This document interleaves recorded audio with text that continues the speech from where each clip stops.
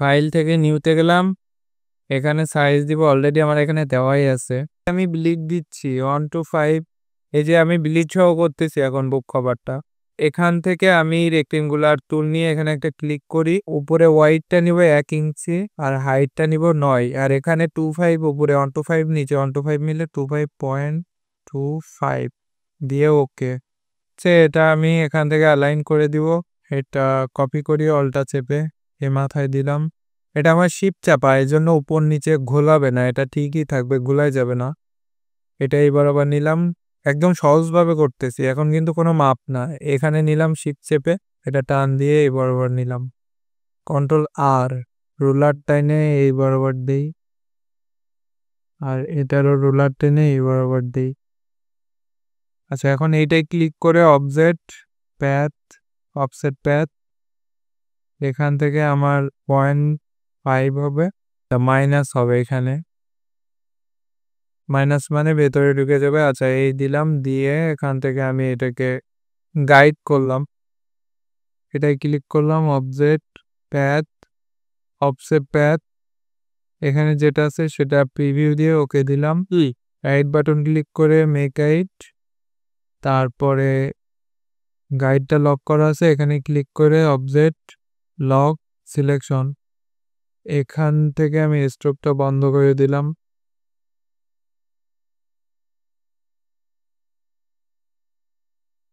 সবগুলো আমার লক আছে। ফাইল সেভ,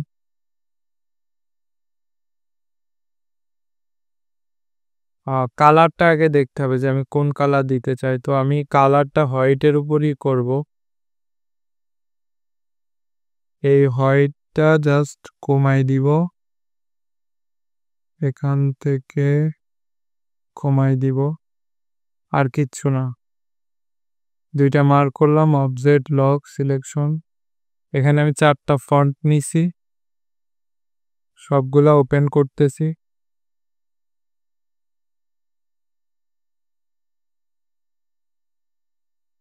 ইনস্টল দিলাম। এই যে উপর 56 ফন্ট নেম যেটা লেখা, এখান থেকে দেখতে হবে আপনার, অনেক সময় এখানে ভুল থাকে নাম। এটা মিনিমাইজ করে দিলাম, এটা হয়ে গেছে। সো ইউনিকোড, আমরা কিন্তু ইউনিকোডটা ব্যবহার করব। দেখেন ফন্টের ভিতরেও আছে কোনটা ইনস্টল দিতে হবে, ইউনিকোড আছে, ANSI আছে, আমরা কোনটা ব্যবহার করব আমরা দেখব।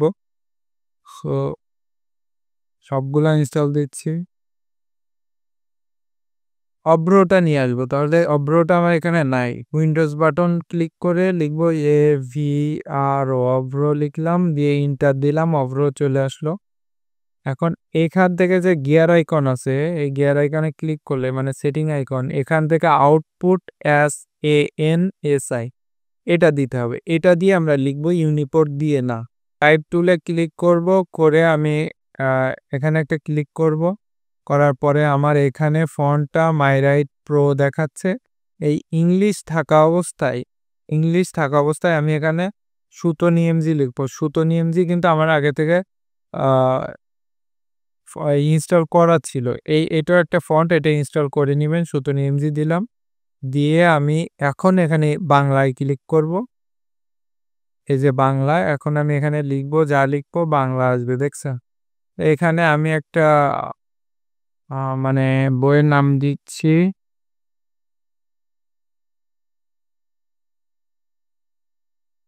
আচ্ছা এটা আমি বোল্ড করতেছি। আমার বইয়ের নামটা কিন্তু নাম যেরকম হবে বইয়ের ডিজাইনটা সেরকম হবে। সো এই বরাবর দিলাম, দিয়ে এখানে রাইটারের নাম দিয়ে দিই অনেক ছোট 24, এখানে রেগুলার হয়।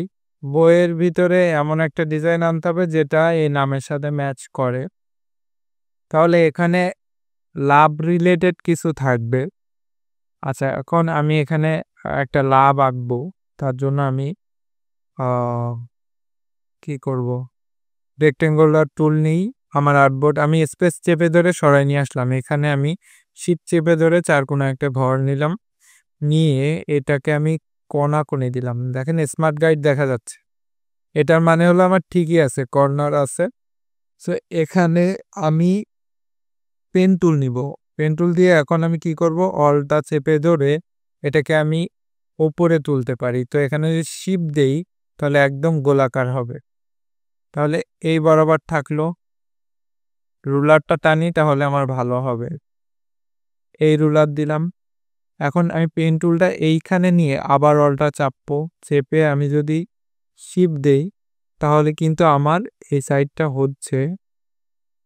কিন্তু আমার ভুল হইছে, এইখানে একটা রুলার দেওয়া উচিত ছিল। ২ টা ঠিক আছে কি জানি না।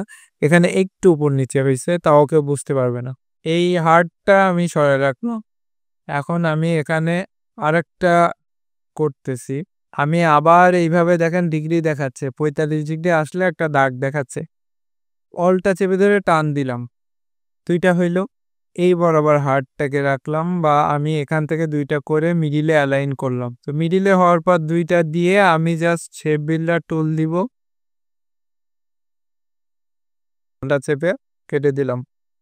এখন দেখেন একটা লাভের মতো আকৃতি আসছে। এখন আমার গোল করতে হবে এইগুলা, নিচেরটা আর এইটা বাদে।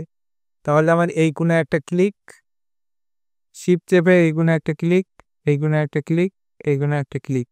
৪ টা ক্লিক করছি। এখন যদি আমি এটা টান দেই, আমি টাইপ টুলে ক্লিক করে প্লাস দিয়ে এখান থেকে বোল্ড করে শিফট অল্টটা চেপে বড় করলাম। জাস্ট প্লাসটা বোল্ড করে বড় করে ক্রিয়েট আউটলাইন।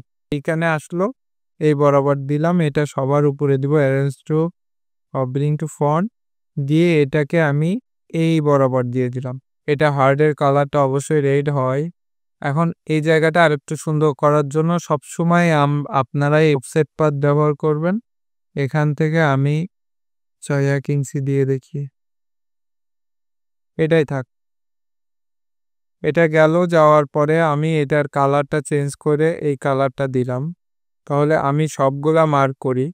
শেপ বিল্ডার টুলে যাই। যেয়ে আমি শুধু এইটা অল্টটা চেপে ক্লিক করব। আমার কেটে গেছে। এখন আমি কি করব, এটাকে টোটালটা মার্ক করে নিয়ে আসলাম। আসার পরে এই যে সাদাটা এটা আমি রেড করে দিব। তাহলে এই লেখার সাথে কিন্তু এটা মিলাচ্ছি আমি, সরি। এটা গাইড লক করা হয়নি। যে লক গাইড, শিফট অল্টটা দিয়ে এটা ছোট করি। তারপরে এখন এই বরাবর দিই। আচ্ছা, এখন আমি এখানে একটা ইলিপস টুল নিব, নিয়ে এই বরাবর দিব। এই বরাবর টানলাম, টেনে এখন এটাকে আমি ব্লার করে দেই। ইফেক্ট, ব্লার, ঘর্ষণ ব্লার। এখন আমি এটাকে অপাসিটিটা কমায় দিব। কন্ট্রোল 0। এটা আরো অপাসিটি কমবে। আচ্ছা, এখন অল্টটা চেপে এটা কপি করলাম, শিফট অল্টটা চেপে এটাকে বড় করলাম। আচ্ছা ঠিক আছে, এখন বড় করে কি করব, বড় করে আমি এখান থেকে অপাসিটি 10 করে দিব। দিয়ে এখন আমি আনলক করব, কারণ আমার শেপ বিল্ডার টুল দিয়ে কাটতে গেলে তো একটার সাথে কম্পেয়ার করতে হবে। আমার এইটার সাথে আমি শেপ বিল্ডার টুল দিয়ে অল্টটা চেপে এটা কেটে ফেললাম। আচ্ছা, সিম্পলের ভিতরে করতেছি যাতে আপনাদের কোনো ঝামেলা না হয়। এখানে আমি গাঢ় দিয়ে দিলাম। এটা অবশ্যই লালটা লাগে, কারণ এর সাথে ম্যাচ করাইতে। পুরো লাল দেয়নি কিন্তু আমি গাঢ় দিছি। এগুলো সময় আনলক হয়ে গেছে। আচ্ছা, এটা অল্টটা চেপে আমি কপি করলাম। ২ টা মিলে আমি কালার দিচ্ছি। এটা রাইট বাটন ক্লিক করে ট্রান্সফর্ম, রোটেট, প্রিভিউ। এটা 90 ডিগ্রি রোটেট করব। এটা -90 ডিগ্রি হবে।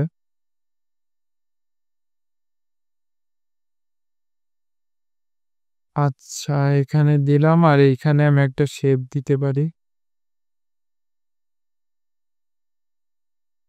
নরমাল একটা শেপ দিলাম এখানে, এই। আচ্ছা, এখন আমার পেছনের পার্টটা। আচ্ছা, কন্ট্রোল ভি। আচ্ছা, এখন এটাকে আমি সাদা কালার দিয়ে দিব। দিয়ে আমি এখান থেকে রেঞ্জটা কমায় ৭ দিয়ে দিই। ৭ না ১২। আচ্ছা, প্যারাগ্রাফে যেয়ে এখান থেকে অ্যালাইনমেন্ট করে দিলাম, জাস্টিফাই। আচ্ছা, এই পার্টটা আমার শেষ। এখন আমার Ctrl+ দিয়ে আমি টানলাম। তোমাকে দেখার অসুখ। এখানে যেটা আছে, এখানে আমি 4 টা ফন্ট ইউজ করছি। এই ফন্টের নামটা আমি এখানে লিখতেছি। নামটা আসবে না এজন্য এখানে বাংলা দাও, ইংলিশ করে নিতে হবে কারণ আমি ইংলিশটা টাইপ করব। এই ফন্টে কিন্তু আমার ক্লিক করো।